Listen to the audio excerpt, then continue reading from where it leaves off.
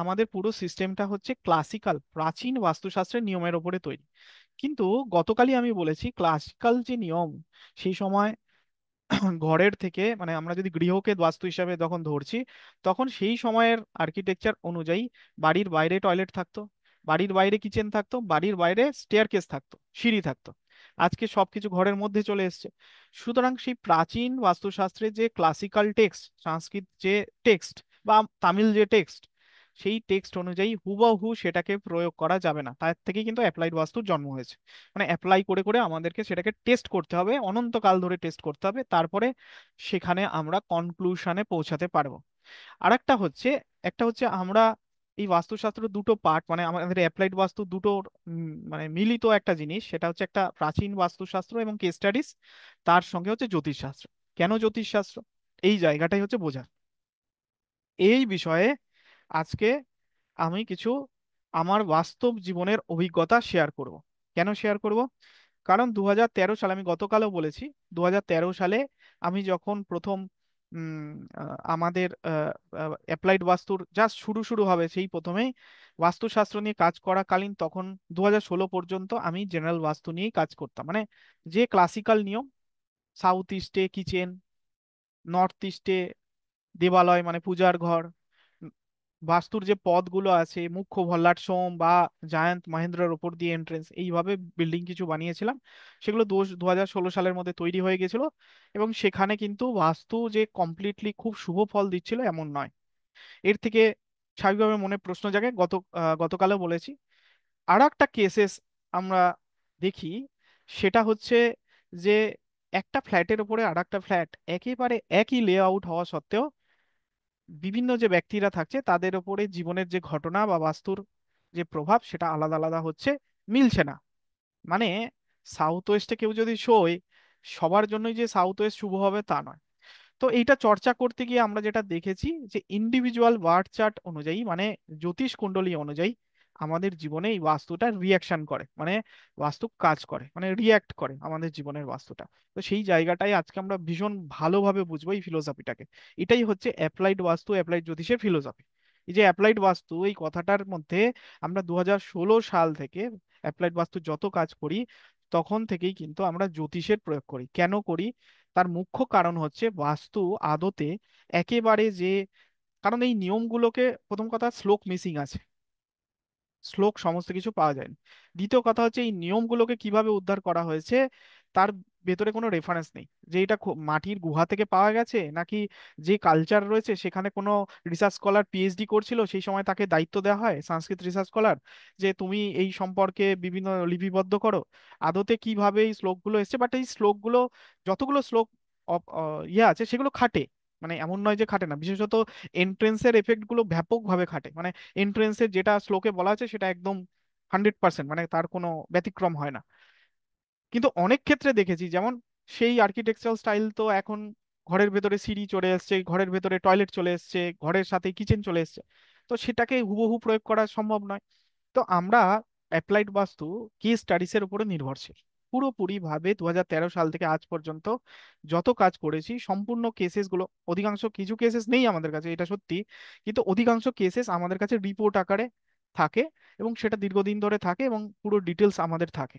তো সেগুলো দেখতে দেখতে এবং ক্লায়েন্টের কাছ থেকে ফিডব্যাক নিতে নিতে আমরা যেটা উপলব্ধি করেছি যে জেনারেল বাস্তু কিন্তু কার্যকরী নয় অতটা। এবং বাস্তু কিভাবে রিয়াকশন করে? বাস্তু অ্যাস্ট্রোলজিক্যাল চার্ট অনুযায়ী রিয়াকশন করে। এইবার হচ্ছে, তাহলে কি অ্যাস্ট্রোলজি সব? একদম নয়, অ্যাস্ট্রোলজি সব নয়। এখানে আমি একটা উদাহরণ আপনাদের দেব।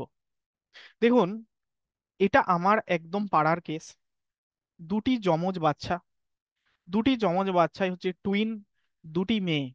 তাদের ডেট অফ বার্থ এখানে লেখা আছে, টেস্ট করতে পারেন, আমার বাড়ি কাঁচরাপাড়া। ঠিক আছে? তো এই দুটি টুইন যমজ বাচ্চার জন্ম হয় একটি বাড়িতে, দুজনেই মেয়ে। ঠিক আছে? আমার চেয়ে বয়সে বড়। ঠিক আছে? তাদের, আমাদের ওটা টায়ার, মানে কাঁচরাপাড়া মানে তো একটা টায়ার 3 সিটি। তো স্বাভাবিকভাবেই আমাদের যে তথ্যের আদান প্রদানটা খুব ভালোভাবেই হয়। টায়ার 3 সিটিতে সবাই সবার সঙ্গে মেশে। তো আমাদের প্রতিবেশী ছিল তারা। তো আমি ছোটবেলা থেকে তাদের জীবনটা তখন তো আর লক্ষ্য করিনি, যখন আমি বাস্তুশাস্ত্র নিয়ে অ্যাস্ট্রো বাস্তু নিয়ে চর্চা শুরু করেছি তখন জিনিসটাকে খেয়াল করে তাদের যে বার্থ ডেট আমি কালেক্ট করেছি তাদের বাবা মার কাছ থেকে, কারণ তারা প্রতিবেশী। তো তারা আমরা দেখেছি আমি যেই স্কুলে পড়তাম তারাও সেই স্কুলেই পড়তো। তারা দুজন জমজ ছিল, একই সাবজেক্ট নিয়ে তারা পড়াশোনা করেছে এবং মাধ্যমিক উচ্চ মাধ্যমিকে প্রায় কাছাকাছি নাম্বার। এবার এটা আমি জানি না কেন কাছাকাছি নাম্বার, আই ডোন্ট নো, যে তারা পাশাপাশি বসে পরীক্ষা দিত কিনা আমি জানি না, বাট তাদের প্রায় কাছাকাছি নাম্বার। ঠিক আছে। তাদের জীবনে বিবাহ একসঙ্গে হয়েছে, কারণ সাধারণত যমজ বাচ্চাদের আমাদের ওই টায়ার 3 সিটিগুলোতে একসঙ্গেই বিবাহ দেওয়া হয়, কারণ যাতে করে এক খরচে হয়ে যায়, কারণ একসঙ্গে জন্ম, এক বোনের বিয়ে হয়ে যাবে আর এক বোনের বিয়ে হবে না, দুজন তো একই দেখতে। তো স্বাভাবিকভাবেই এটা হয়, তাদেরও হয়েছে একসঙ্গে বিবাহ। বিবাহ পর্যন্ত সবই এক। বিবাহ হলো, অ্যারেঞ্জ ম্যারেজ হয়েছে, দুজনেরই অ্যারেঞ্জ ম্যারেজ হয়েছে। ঠিক আছে। তো যে অ্যারেঞ্জ ম্যারেজ হলো তার মধ্যে যে বড় বোন ছিল, বড় হচ্ছে মানে বড় মানে হচ্ছে 2 মিনিটের বড়, আর যে ছোট ছিল, ঠিক আছে, আমি চেক করেছি দুজনের চার্ট। কোন লেভেলে চেক করেছি? আমি সাবলট লেভেলে চেক করেছি, আমি ডিভিশনাল চার্টেও চেক করেছি। ডিভিশনাল চার্টেও তো 2 মিনিটের আলাদা হওয়ার জন্য সমস্যা হতে পারে, চেক করেছি। বিশেষত নবাংশ তো আমি দেখিয়েছি, নবাংশে কোনো পরিবর্তন নেই, দেখতে পারেন আপনার নবাংশ কুণ্ডলিতে কোনো পরিবর্তন। তো তাদের জীবনে কি ঘটলো? বিবাহ হওয়ার পর এক বোনের ডিভোর্স হয়ে গেল, আর এক বোন এখনো একটা বাচ্চা, ছেলে বাচ্চা, বাচ্চা ছেলে মানে সে এখন ব্যাঙ্গালোরে, তার হাজবেন্ড আইটি ফার্মে কর্মরত এবং সে ব্যাঙ্গালোরে এখন খুব সুন্দরভাবে সুখে শান্তিতে জীবনযাপন করছে। তো আমার মনে প্রশ্ন জাগলো, যদি অ্যাস্ট্রোলজি এতই সব হয় তাহলে তো খুব কাছাকাছি জন্ম হয়েছে, মানে তারা তো খুব ক্লোজ ডিগ্রি। এখন তো একটা নতুন অ্যাস্ট্রোলজি এসছে, বিএনএন, ভিগু নন্দী নারী, সেখানে তো মানে 2 দিন পরে জন্ম হলেও কোনো চাপ নেই, কারণ প্ল্যানেটারি পজিশন তো একই থাকে। যারা অ্যাস্ট্রোলজি বোঝে তারা আমার কথা বুঝতে পারবে। তাহলে এখানে মাত্র 2 মিনিটের পার্থক্য জীবনে এতগুলো, এতটা বড় কেন পার্থক্য হয়ে গেল দুটো জীবনের? তো এটার অনুসন্ধান আপনারাও লজিক লাগালে বুঝতে পারবেন, যতদিন পর্যন্ত আমাদের মতো টায়ার 3 সিটিতে এরা ছিলেন ততদিন পর্যন্ত তারা একই ঘরে শুতেন। এই ঘরটা খুব ইম্পর্টেন্ট, কারণ আমাদের জীবনের 1/3 সময় এই ঘরেই আমরা কাটাই। 2 বোন, বাড়িতে এক দাদা আছে। ঠিক আছে। তো দাদার সঙ্গে তো বোন, মানে বোনেরা বড় হলে নিশ্চয়ই ঘর শেয়ার করবে না, 2 বোন একসঙ্গেই শোবে, কারণ যমজ বোন একসঙ্গেই শুতো, আমরা তো দেখেছি, আমরা খেলতাম তাদের সঙ্গে। ঠিক আছে। তো সেই 2 বোন যখন এক ঘরে ছিল, এক বাস্তুতে ছিল, এই কথাটা আমি প্রথম ইউজ করলাম, এক বাস্তুতে ছিল, বিবাহের পর দুটো বাস্তু আলাদা হয়ে গেল, দুজন দুটি বাস্তুতে আলাদা ভিন্ন বাস্তুতে চলে গেল। যেই ভিন্ন বাস্তুতে চলে গেল তাদের অ্যাস্ট্রোলজিক্যাল চার্ট প্রায় এক, ভিগু নন্দী আদি হিসাবে তো পুরো এক, D1 চার্ট হিসাবে পুরো এক, D9 হিসাবেও পুরো এক, কাপসাল সাবলর্ডও আমি চেক করেছি পুরো এক, যদি 2 মিনিট হয়, যদি তার বেশি হয় আই ডোন্ট নো, আমি জানি না। তাহলে প্রশ্ন, দুজন দুটো বাস্তুতে যাওয়ার পরই তাদের জীবনে একজনের ডিভোর্স হয়ে গেল 1 বছরের মধ্যে, আর একজন সুখে শান্তিতে জীবনযাপন করছে। অর্থাৎ এটার কারণ হলো যে তারা যে দুটো ভিন্ন বাস্তুতে চলে গেল সঙ্গে সঙ্গে তাদের জীবনটা দেখুন বদলে গেল, একই অ্যাস্ট্রোলজিক্যাল চার্ট নিয়ে। তো যারা অ্যাস্ট্রোলজার প্র্যাকটিশনার তাদের জন্য এটা কনসার্ন, বিশেষত কেপি যারা অ্যাস্ট্রোলজি প্র্যাকটিস করে তারা রেমিডি দেয় না, কারণ কেপি অ্যাস্ট্রোলজিতে রেমিডি নেই। নারী অ্যাস্ট্রোলজি যারা প্র্যাকটিস করে তারা বলে পূজা করো অমুক মন্দিরে গিয়ে, একমাত্র রেমিডি দেয় হচ্ছে লাল কিতাব। আর লাল কিতাবের যদি চার্ট অনুযায়ী এই দুটোকে ফিট করি আপনি কোনো পার্থক্যই বুঝতে পারবেন না, দুটো একই লাগবে, কারণ লাল কিতাবের চার্টের স্টাইলটাই ওরকম। সব শিখবো আমরা, সমস্ত চিন্তা নেই, মানে বেসিক পর্যায়ে আমরা সমস্ত কিছু আপনাদেরকে এক্সপ্লেন করবো, যারা এই টার্মগুলো শুনছেন লাল কিতাব, কেপি এক্সেট্রা। ঠিক আছে। তো এই যে দুজন দুটি বাস্তুতে চলে যাওয়ার পরে ভিন্ন ঘটনা ঘটলো, এই জীবনটাকে আমরা অ্যাপ্লাইড বাস্তু কিভাবে, এটাই আমাদের ফিলোসফি, মানে অ্যাপ্লাইড বাস্তুর ফিলোসফিটাই এটা, কিভাবে ব্যাখ্যা করি। এই ব্যাখ্যা করার জন্য আমি একটা সিম্পল এই এক্সাম্পলটা নিই, বাস্তুশাস্ত্র কিভাবে কাজ করে। এখন প্রশ্ন হচ্ছে বাস্তুশাস্ত্র কিভাবে তাদের উপরে কাজ করে। এই একটা ডায়াগ্রাম দেখছেন, এই ডায়াগ্রামটার মধ্যে দেখুন, এই একটা গাড়ি, এটা মনে করুন কলকাতা, এই লাল রঙের অংশটা কলকাতা, আমি একটু গ্রাফিক্স দিয়ে পড়াতে পছন্দ করি। ঠিক আছে। তো এই লাল রঙের জায়গাটা কলকাতা। এই কলকাতা থেকে একটা গাড়ি যদি স্টার্ট করে, আর এই হলুদ রঙের জায়গাটা হচ্ছে দিল্লি। তো এই গাড়িটা কলকাতা থেকে দিল্লি এইভাবে এইভাবে এইভাবে যাবে। এখন এই গাড়িটা তিনটে কন্ডিশনের উপরে এই কলকাতা থেকে দিল্লিতে পৌঁছাতে পারবে কি পারবে না সেটা নির্ভরশীল। কিরকম? এই গাড়িটা কলকাতা থেকে স্টার্ট করলো। এখন এই গাড়িটা যখন রাস্তা দিয়ে যাচ্ছে, গাড়িটা যে কোনো মুহূর্তে ব্রেকডাউন হতে পারে। হতেই পারে। কুলেন্ট ফেটে গেল। হতেই পারে। সেটা ধরবো আমরা, তুলনা করব জ্যোতিষের সাথে, ভাগ্যের সাথে। আমাদের হাতে নেই। আমাদের হাতে নেই, ভাগ্য আমাদের হাতে থাকে না। আমরা যে পরিবারে এসে জন্মেছি, শাহরুখ খানের যে বাচ্চা, সে শাহরুখ খানের, গৌরী খানের গর্ভে জন্মেছে। আবার ধারাবি বস্তি, শাহরুখ খানের বাড়ি কিছুটা দূরেই ধারাবি বস্তি আছে মুম্বাই, যারা জানেন, বস্তি, সেই বস্তিতে একটা বাচ্চা জন্মেছে। কি দোষ তাদের? কেউ একজন শাহরুখ খানের বাড়িতে, এটাই ভাগ্য। ভাগ্য একজনকে এনে মুকেশ আম্বানির পরিবারে জন্মাচ্ছে, আর একজন এনে এমন একটা পরিবারের মধ্যে জন্মাচ্ছে যাকে, যেখান থেকে তাকে মুকেশ আম্বানির, আনন্ত আম্বানির কাছাকাছি যাওয়া অসম্ভব ব্যাপার। কারণ ভাগ্যই সিদ্ধান্ত নিচ্ছে। তো এই ভাগ্যটা হচ্ছে এই গাড়িটা কখন ব্রেকডাউন হবে বা কখন অ্যাক্সিডেন্ট হবে। অ্যাক্সিডেন্টও কিন্তু আমাদের হাতে নেই। কারণ অন্য গাড়ি যদি এসে আমাকে চেপে দেয়, আমি উল্টে যায় আমার গায়ের ওপরে, তাহলে তো আমার সেটা ভাগ্য। আমি তো আমার রুট দিয়ে যাচ্ছিলাম, অন্য গাড়ি এসে দুম করে মেরে দিল, সেটাও ভাগ্য। তাহলে গাড়ি কখন অ্যাক্সিডেন্ট হবে, অ্যাক্সিডেন্ট হলে আমি পৌঁছাতে পারবো না। আর যখন আমার গাড়িটা কখন ব্রেকডাউন হবে সেটা আমার ভাগ্য, আমার হাতে নেই দেখুন। কিন্তু এই রাস্তাটা হচ্ছে, দুটো রাস্তা আছে, কলকাতা থেকে দিল্লি যাওয়ার একাধিক রাস্তা আছে। আমি এমন একটা রাস্তা চয়েস করতে পারি যে রাস্তা দিয়ে গেলে অ্যাক্সিডেন্ট হওয়ার সম্ভাবনা খুব কম, এবং গাড়ি খারাপ হওয়ার সম্ভাবনাও খুব কম। হয়তো রাস্তাটা বেশি, কিন্তু রাস্তাটা স্মুথ, এরকম নয় যে ভাঙাচোরা রাস্তা, গাড়ি যে কোনো সময় ব্রেকডাউন হতে পারে। এটাকে তুলনা করছি আমি বাস্তু হিসাবে, পরিবেশ। এইবার মনে করুন এই যিনি ড্রাইভারকে আমি নিয়েছি, সেই ড্রাইভার একটা বড্ড অলস। সে বলল মাঝপথে গিয়ে একটা ধাবাতে বসে বলল, আমি খেয়ে দিয়ে এখানে ঘুমাবো, আমি যাব না, আমি খাবার দাবার খেয়ে এখানে ঘুমাবো। তাহলে কি সে কলকাতা থেকে দিল্লিতে পৌঁছাতে পারবে? তাহলে যদি আমি গাড়িটা না চালাই তাহলে পৌঁছাতে পারবো না, এটা হচ্ছে আমার কর্ম। আর গাড়িটা কখন ব্রেকডাউন হবে বা অ্যাক্সিডেন্ট হবে এটা হচ্ছে আমার ভাগ্য। আর গাড়িটা যে রাস্তার উপর দিয়ে যাচ্ছে সেটা হচ্ছে বাস্তব। আর এইটাই হচ্ছে আমাদের জীবনের বাইরে কিছু নেই। আমরা যে পরিবেশে আছি সেটা বাস্তু। আমরা যে পরিবেশের মধ্যে রয়েছে, নট অনলি বাড়ি, আমরা যারা আমাদের বন্ধু, বললাম না মানুষও বাস্তু। সেই বন্ধুর দ্বারা আমরা প্রভাবিত হই। আমরা কালার দিয়ে প্রভাবিত হই। লাল কালারের মধ্যে রেখে থাকলে, আপনাকে যদি রেখে দেওয়া হয় লাল কালারের মধ্যে, আপনি কিছুক্ষণের মধ্যে আপনার মাথায় রাগ উঠে যাবে। আবার আপনি যে পরিবেশের আছে, যখন দেখবেন খুব গরম পড়ছে, সে সময় দেখবেন রাস্তায় খুব ঝামেলা হয়। কারণ কি জানেন তো, মাথা লোকের গরম থাকে। অর্থাৎ পরিবেশ সিদ্ধান্ত নাই আমি কি করব। এই পরিবেশটাই হচ্ছে বাস্তু। এই পরিবেশটাই হচ্ছে বাস্তু। আপনাকে যদি একটা ফাস্টফুড সেন্টার, এই যে ওয়াও মোমো ফাস্টফুড সেন্টার, হলুদ রং কেন? কারণ ওদের হচ্ছে বসে খাওয়া সার্ভিস নেই, হলুদ রঙে আপনি বেশিক্ষণ দাঁড়িয়ে থাকতে পারবেন না। আর হলুদ রং দেখলেই আমাদের খিদে পায়। তো এই হলুদ রঙের মাধ্যমে বাস্তুর এই আমাদের সাবকনসিয়াসে প্রয়োগ করছে ওরা। ওই জন্য অধিকাংশ ফাস্টফুড সেন্টার হলুদ রঙের হয়, যেখানে দাঁড়িয়ে দাঁড়িয়ে খেতে হয়। আপনার খুব খিদে পাবে, আর আপনি বেশিক্ষণ ওখানে দাঁড়াতে পারবেন না, মানে বসে ঘন্টার পর ঘন্টা রেস্টুরেন্টে, কফি হাউসে টাইম কাটিয়ে যাচ্ছেন, ওইসব হবে না। তো এইটা হচ্ছে পরিবেশ, এটা হচ্ছে বাস্তব। আমরা ঘরে সবচেয়ে বেশি আমাদের জীবনের 1/3 টাইম কাটাই। তাই আমরা ঘরের বাস্তু নিয়ে বেশি বিচলিত। যারা অফিসে চাকরি করেন, অফিসে 8 ঘন্টা টাইম থাকেন, কেউ কেউ 10 ঘন্টা থাকেন, কেউ কেউ ওভার টাইম করেন 12 ঘন্টা থাকেন, তাহলে অফিসের বাস্তু, বা নিজের অফিস হলে তার বাস্তু। কেউ কেউ ফ্যাক্টরিতে সবচেয়ে বেশি সময় কাটান, তাই ফ্যাক্টরির বাস্তু উপযোগী। আবার বিবাহের ক্ষেত্রেও বাস্তু প্রয়োগ করা হয়। যেমন যত বড় বড় ইয়া আছেন জানেন, যে বিবাহের যে, যখন বিবাহ হয় সে কোনো, সেই সময় বাস্তু প্রয়োগ করা হয়। এবং গাড়িরও বাস্তু হয়।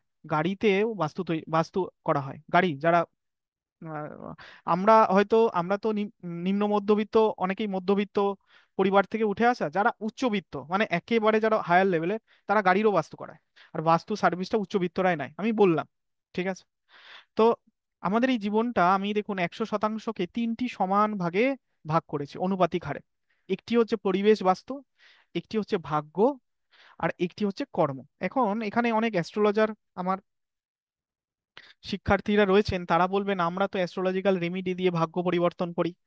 আপনি যে অ্যাস্ট্রোলজিক্যাল রেমিডি যেটা দিচ্ছেন, অ্যাজ পার মায়ামাতম, সেই অ্যাস্ট্রোলজিক্যাল রেমিডিটা কোনো একটা বস্তু, তাই তো?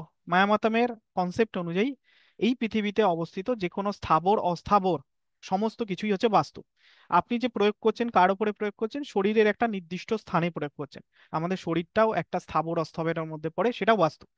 আপনি আদতে বাস্তু রেমেডি করছেন, আপনি অ্যাস্ট্রোলজিক্যাল রেমেডি দিচ্ছেন না। আপনি তার প্ল্যানেটারি পজিশনকে পাল্টে দিচ্ছেন না, আপনি তার উপরে একটা পরিবেশের প্রয়োগ করছেন। আপনি যদি তাকে রত্ন দেন, তাহলে নির্দিষ্ট একটা এনার্জিকে তার শরীরে কমিয়ে বাড়িয়ে দিচ্ছেন আনুপাতিক হারে। সেটা বাস্তু, সেটা অ্যাস্ট্রোলজি নয়। অ্যাস্ট্রোলজি মানে ভাগ্য নয়, ভাগ্যের সঙ্গে তার সম্পর্ক নেই, তার পরিবেশটা পাল্টাচ্ছে, তার পরিবেশটা পাল্টান। অর্থাৎ এই গাড়িতে আপনি কি রাখলেন, আপনার ব্যাটারিটা ড্যামেজ হয়ে যেতে পারে কিছুক্ষণ পরে, আপনি একটা এক্সট্রা ব্যাটারি সেখানে অ্যাড করছেন। তো সেটাকে আপনি কি ভাগ্যের সাথে তুলনা করবেন নাকি বাস্তুর সাথে তুলনা করবেন? So এইটা হচ্ছে বিষয়। তো আপনি যে অ্যাস্ট্রোলজিক্যাল যে রেমেডি দিচ্ছেন সেটা হচ্ছে বাস্তু। মায়ামাতামের টেক্সট অনুসারে আমি বলছি, কারণ এই পৃথিবীতে যা কিছু হয় আর এই যে আমরা যে স্টোন গুলো বা যাই ব্যবহার করি সবই তো পৃথিবীর ওপরে তৈরি হওয়া জিনিস, পৃথিবীর থেকে, এ তো মহাকাশ থেকে আসছে না, সমস্ত পৃথিবীর মধ্যেই রয়েছে। তো পৃথিবীর ওপরে অবস্থিত সমস্ত কিছুই বাস্তু দেবতারই অংশ, তারই একটা শরীরের পার্ট। আর আমাদের শরীরটাও হচ্ছে বাস্তু দেবতা। আয়ুর্বেদিক অনুসারেও তাই। পঞ্চতত্ত্ব, পঞ্চতত্ত্ব আমরা যখন ডিটেলি পড়বো তখন আরো বেটার ভাবে বুঝতে পারবেন। তো জ্যোতিষের যে রেমেডি প্রয়োগ হচ্ছে সেটাও বাস্তু, সেটা কিন্তু বাস্তু। অর্থাৎ ভাগ্য পরিবর্তন করা সম্ভব নয়। কিন্তু ভাগ্য কিভাবে কাজ করে? ভাগ্য কাজ করে এই কর্মের ওপরে, আপনি কি কর্ম করছেন, আর একটা হচ্ছে আপনি কোন পরিবেশে থাকছেন, মানে কাদের সঙ্গে মিশছেন, কাদের আপনার উপরে ইনফ্লুয়েন্স আসছে, তার উপরে। এটাকে আমি একটু ফিলোসফিক্যালি ব্যাখ্যা করছি। আমি একটা সিম্পল একটা উদাহরণ নিলাম। উদাহরণটা কি? উদাহরণটা হচ্ছে, আপনারা যারা অ্যাস্ট্রোলজি শিক্ষার্থী তারাও জানবেন, ডিভিশনাল চার্টে গিয়ে চেঞ্জ হয় টাইম এদিক ওদিক হলে। আর লোকেশনের উপরে শুধুমাত্র লগ্ন বা অ্যাসেন্ডেন্ট নির্ভর করে। লোকেশন যদি চেঞ্জ হয়ে যায়, লগ্ন অ্যাসেন্ডেন্ট চেঞ্জ হয়ে যায়। অ্যাপ্লাইড জ্যোতিষের লগ্নের ভিডিও যারা একদম নতুন, অ্যাপ্লাইড জ্যোতিষের যে আমি প্লে লিস্টটা পাঠিয়েছি, লগ্নের ভিডিওটা দেখলে আরো ভালোভাবে বুঝতে পারবেন। শুধুমাত্র প্ল্যানেটারি পজিশন, যেহেতু আমি নিজে অ্যাস্ট্রোলজি সফটওয়্যার আমি নিজে প্রোগ্রামিং করে বানিয়েছি, সুতরাং অ্যাস্ট্রোনমিতে আমার মোটামুটি একটা নলেজ আছে। অ্যাস্ট্রোলজির সফটওয়্যার বানানোর পর্যন্ত, এমন নয় যে একদম স্পেসে আমি রকেট পাঠিয়ে দিতে হয়, এরকম নয়, মানে বেসিক যে নলেজটা সেটা আমার আছে। তো তার বেসিসেই আমি কথাগুলো বলছি, যেহেতু আমার হাত দিয়ে আমার সফট বানিয়েছি।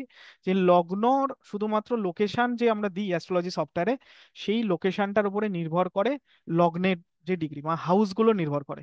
বাকি প্ল্যানেটারি পজিশন সারা পৃথিবীতে একটা টাইমে একই সময়, সারা পৃথিবীতে একই সময়ে, মানে পৃথিবীর যদি একটা সিঙ্গেল টাইম থাকতো, স্থান ভেদে টাইমগুলো পাল্টায়, মানে ঘড়ি পাল্টায়, ঘড়িগুলো পাল্টায়। যেমন এখন বাংলাদেশে আমাদের থেকে আধ ঘন্টা এগিয়ে, আবার পাকিস্তানে আধ ঘন্টা, বাংলাদেশ আমাদের থেকে আধ ঘন্টা এগিয়ে টাইমে, আবার আমরা আধ ঘন্টা পিছিয়ে, আবার পাকিস্তানে আরো পিছিয়ে। মানে পাকিস্তানে এখন ঘড়িতে বাজে, আজ এখন ইন্ডিয়ার যে টাইম অনুযায়ী 8টা 16, তাহলে এখন বাংলাদেশে আরো আধ ঘন্টা কমি, আধ ঘন্টা বাড়িয়ে দিই, 6টা বাজে তাদের ঘড়িতে। আবার ইউএসএ অন্য টাইম। তো এই অমাবস্যা পূর্ণিমা এইগুলো ইউনিভার্সাল ইভেন্ট, অমাবস্যা পূর্ণিমা একাদশী এটা সারা পৃথিবীতে একটা টাইমেই সংঘটিত হয়। সূর্যগ্রহণ চন্দ্রগ্রহণও তাই। অর্থাৎ প্ল্যানেটারি পজিশনটা সারা বিশ্বে একই সময় একই রকম। তো লগ্নটা কি হয়? একমাত্র লগ্ন এবং হাউস বা ভাবগুলো হচ্ছে স্থানের সাপেক্ষে পরিবর্তন হয়। তো আমি আমাদের মাস্টার ব্লাস্টার আমার খুব প্রিয় সচিন টেন্ডুলকারের উদাহরণ নেই, তা সচিন টেন্ডুলকার যখন জন্মেছে তখন জন্মের হার প্রচন্ড বেশি ছিল। তো স্বাভাবিকভাবে সচিন ধরা যাক মহারাষ্ট্রের কোনো একটা জায়গায় জন্মেছে। তো সচিনের কি জন্মের 5 মিনিটের মধ্যে কেউ জন্মগ্রহণ করেনি? নিশ্চিতভাবে করেছে। এখন একজন অ্যাস্ট্রোলজার, খুব বৃহৎ মাপের অ্যাস্ট্রোলজার, খুবই নামডাকি, একদম চার্ট দেখেই সব বলে দেয়, ঈশ্বর বলে মানে, তার সামনে সচিন টেন্ডুলকারের চার্ট না বলে যদি ফেলা হয়, এবং 5 মিনিট পরে যে জন্মেছে তার চার্টও যদি ফেলা হয়, তিনি কি প্রেডিক্ট করতে পারবেন যে এই চার্টটা সচিন টেন্ডুলকারের, বা এই চার্টটা তার থেকে 5 মিনিট পরে তৈরি হচ্ছে সে কি প্রফেশনে? কখনোই পারবে না। কারণ পারবে না কেন জানেন তো? সে যত বড়ই নিজেকে অ্যাস্ট্রোলজার মনে করুন না কেন, যত কিছু লাগিয়ে নিক, আজকের দিনে এআই এসেছে, এআই এর যত সফটওয়্যারই লাগিয়ে নেওয়া হোক, অত সোজা নয় বলা। কেন বলা নয় সোজা নয়? কারণ শুধুমাত্র সবকিছু এই প্ল্যানেটারি পজিশনের উপরে নির্ভরই করে না, যেটা আমি উদাহরণ হিসাবে বললাম। এটা মাত্র 33%। সচিন টেন্ডুলকারের 5 মিনিট আগে পরে যদি কোনো ব্যক্তি নিশ্চিতভাবে জন্মেছে, সচিন টেন্ডুলকার তো এত বড় ক্রিকেটার হয়েছে, সে তো মুম্বাই, তাহলে মুম্বাই তো তাহলে মুম্বাইয়ের হয়তো অ্যাটলিস্ট খেলা উচিত ছিল তার। খুব তো ক্লোজ। ডি1 চার্টে তো কোনো পরিবর্তন হয়তো পাবেনই না, বা লগ্ন পরিবর্তন হতেও পারে, নাও হতে পারে। কারণ একটা লগ্ন পরিবর্তন হতে 2 ঘন্টা টাইম লাগে, যারা না জানেন তারা জেনেন। ঠিক আছে। ডিভিশনাল চার্টে গিয়ে পরিবর্তন হবে, কাপসাল চার্টে গিয়ে কত কত সূক্ষ্ম সূক্ষ্মতে যাবেন আপনি, ওইভাবে তো হয় না। আর যদি বিএনএন এ আসি, তাহলে তো কোনো চেঞ্জ, কোনো পার্থক্যই নেই, দুটোরই চার্ট এক। যদি বিএনএন অ্যাস্ট্রোলজারকে আপনি যদি সামনে দুটোকে ফেলে দেন, যে এটা সচিন টেন্ডুলকার, বলবেন না এটা সচিন টেন্ডুলকারের চার্ট, আর এটা বলবেন এটা কার চার্ট, এটা সচিন টেন্ডুলকারের চার্ট, আর এটা ওই ওই দিনই জন্ম, মানে ওই দিনে তো অ্যাটলিস্ট বিএনএন তো লগ্ন কনসেপ্টও নেই। তা বিএনএন অনুযায়ী তো একটা সচিন টেন্ডুলকারের চার্ট, আবার আর একটা কার চার্ট, সেই দিনে ভারতবর্ষে যতজন জন্মেছে সবার চার্ট, মিনিমাম সেই দিনে 10,000 লোক জন্মেছে। এমন তো দেখি না কোনো ক্রিকেটারকে যে সচিনের যেদিন বার্থডে তারও বার্থডে সেম। কেন দেখি না? কারণ কেউ ক্রিকেটারই হয়নি। ক্রিকেটার হলো কি করে সচিন টেন্ডুলকার? দুটো কারণে হয়েছে। এক হচ্ছে তার পরিবেশ, তার পরিবেশ তাকে মাথায় ঢুকিয়েছে তার বাবা মাকে। এটা খুব ইম্পর্ট্যান্ট একটা কথা, যারা বুঝবে তারা আমার কথাটা বুঝতে পারবে। এক হচ্ছে তার পরিবেশ, যে আমাকে ক্রিকেটেই আমার স্ট্রেংথ আছে, আমি ক্রিকেট খেলবো, আমাকে যত পড়াশোনা করতে বলে করবো না। সচিনের বাবা বই বিক্রি করতে, আমি বই বিক্রি করবো না বাবার মতো, আমাকে ক্রিকেট খেলতে হবে, এটা ওনার মাথায় ঢুকেছে। আর একটা হচ্ছে সে কাজ করেছে, মানে কর্ম করেছে।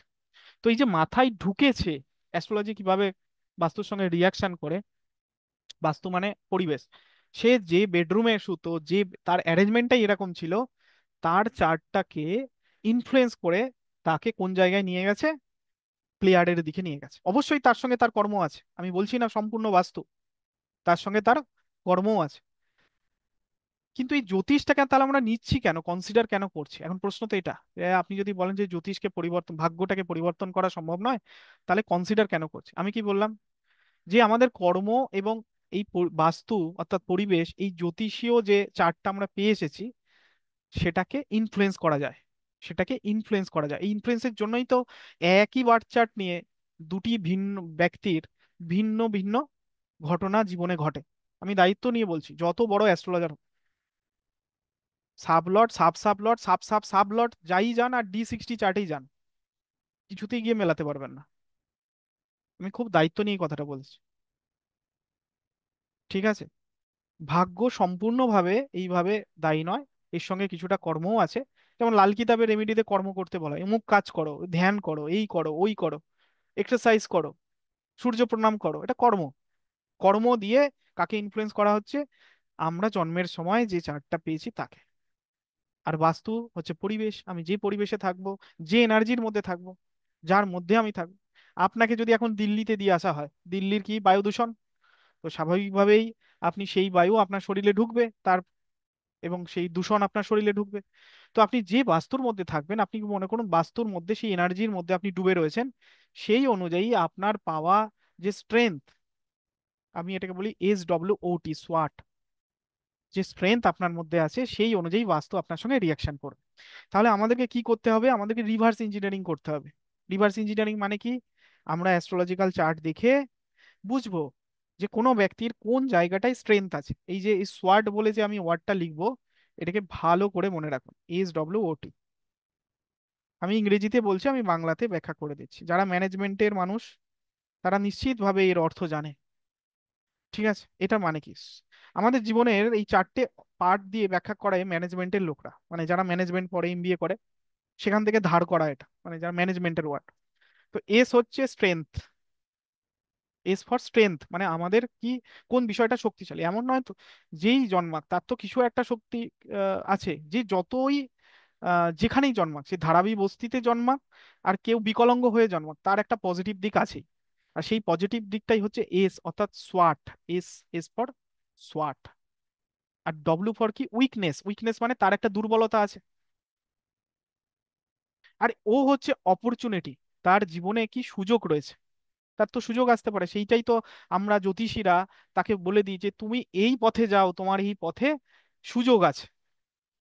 বা তোমার এই স্ট্রেংথটা দেখে আমরা বলে দিই, বা উইকনেস দেখে আমরা বলি ও খবরদার এই প্রফেশন নিয়ে পড়াশোনা করো না। এই সোয়াটটাই আমরা, আর একটা কি থ্রেট, তোমার লাইফে কি কি থ্রেট আছে, রিস্ক আছে। তো S for strength, W for weakness, O for opportunity আর টি ফর থ্রেট। এইটা আমরা কারোর জ্যোতিষের চার্ট দেখে ইজিলি আমরা বের করে নিতে পারবো, যেটা বাস্তু থেকে পারবো না।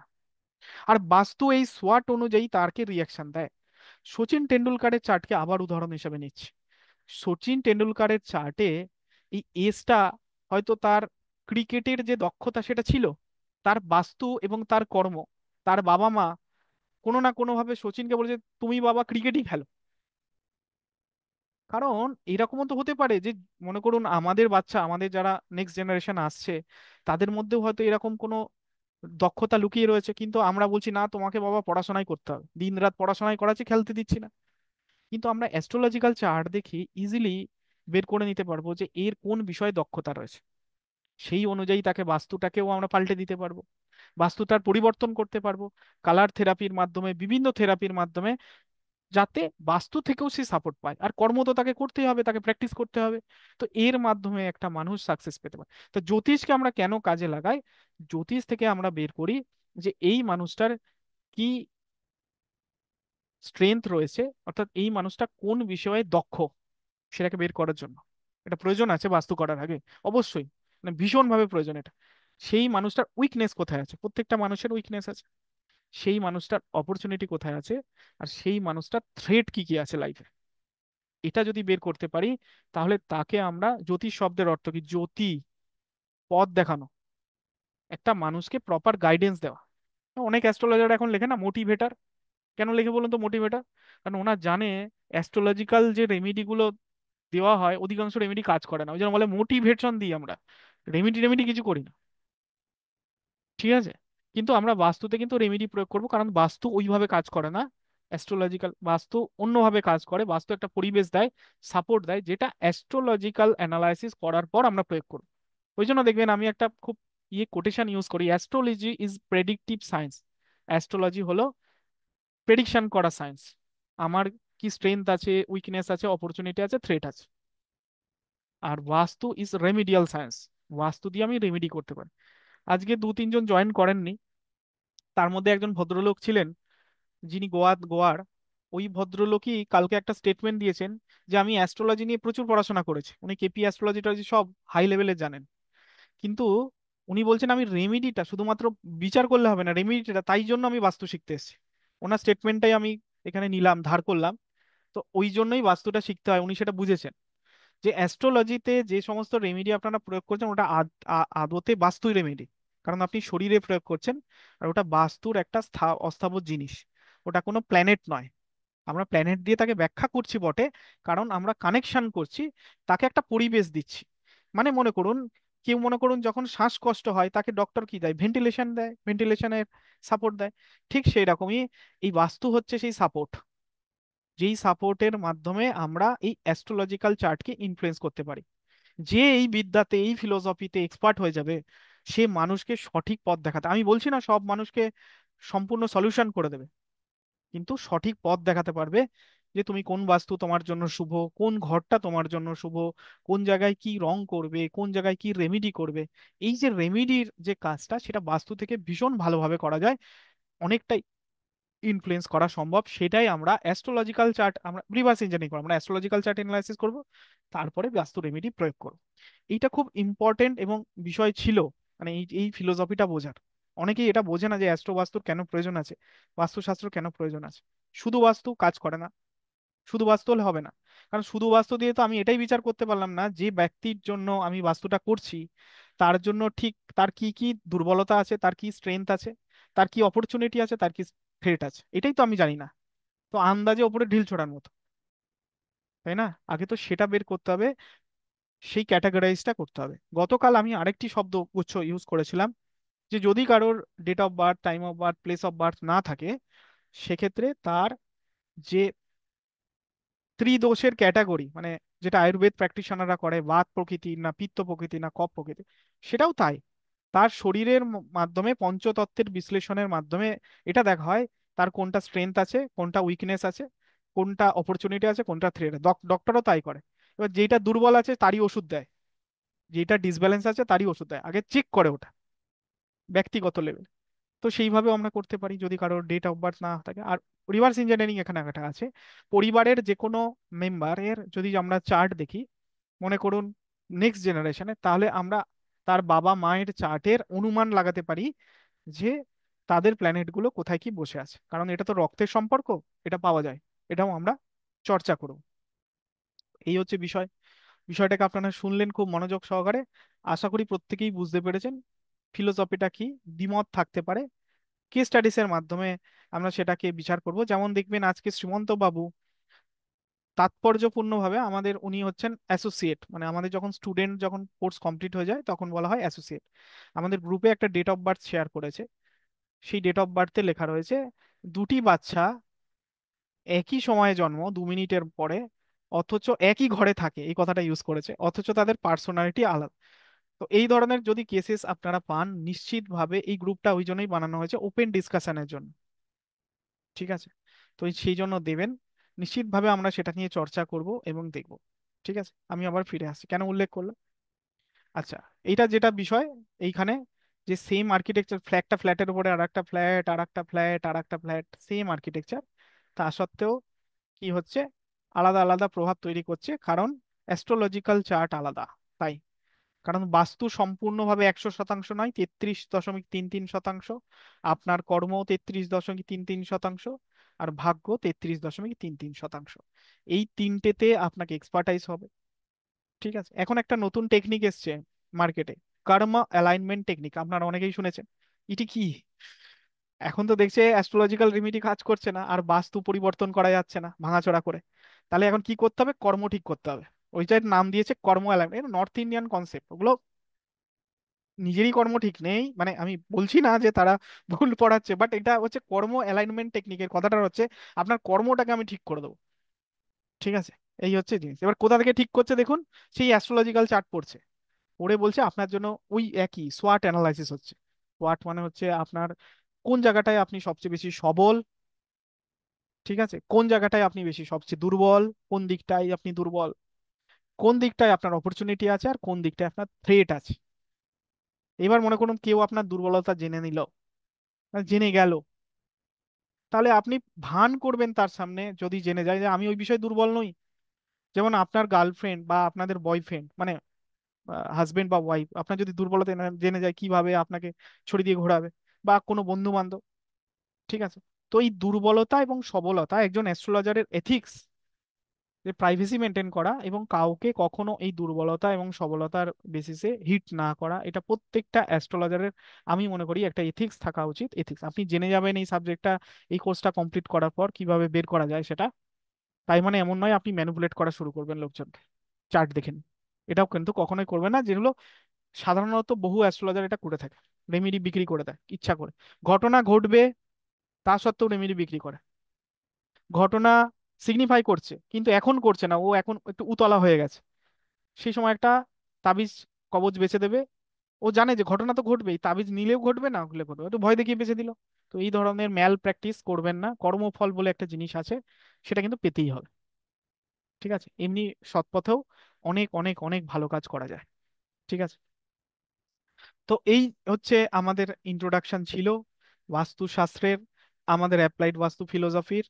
এইবার যদি আপনাদের কোনো প্রশ্ন থাকে, আপনার নির্দ্বিধায় জিজ্ঞাসা করবেন, কারণ এই নিয়ে অনেকের দ্বিমত থাকারটা স্বাভাবিক।